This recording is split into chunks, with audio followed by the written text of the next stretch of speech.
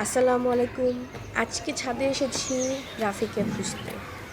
ও অনেক পাজি হয়ে গেছে, একা একা ছাদে উঠে যায়। হাই বিড়াল। Mini mini.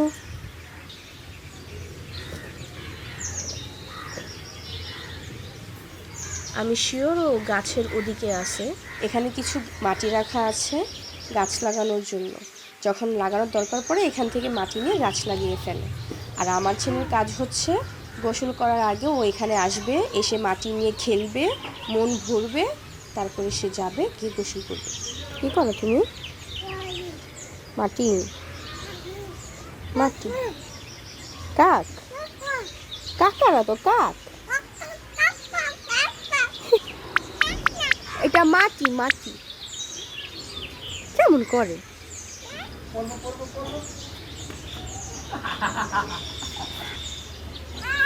ওই বিলি বিলি বিলি।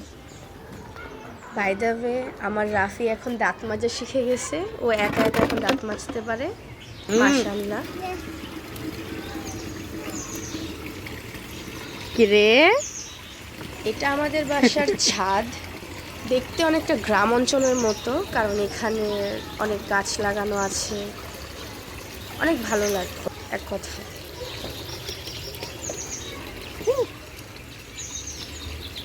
দেখি দেখি দেখি বাবা দেখি দাঁত মাজো তো, দাঁত মাজো।